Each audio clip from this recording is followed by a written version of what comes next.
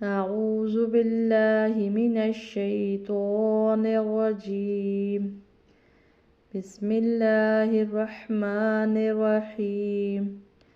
یا پڑھی زبر واو ساکن یو، میم پڑھی زبر ما یوم، حمزہ پڑھی زیر ای یومئی، زال دو زیر زن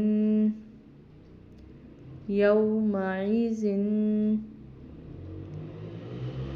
یہاں پر حروف مدہ کے رول، حروف لین کے رول سے زبر ہے، آگے واو ساکن ہے تو اسے سافٹ پڑھیں گے، نرم پڑھیں گے یو. میم کے اوپر زبر ہے تو اس کو لمبا نہیں کریں گے یوم. حمزہ پڑھی زیر ای یومئی، زال دو زیر زن یومئذن. اگر اس کو وقف میں پڑھیں تو پھر پڑھا جائے گا یومئذ. زال کے نیچے دو زیر ہیں، زال کو ساکن کر دیں گے. زال کو ساکن کرنے کا مطلب ہے کہ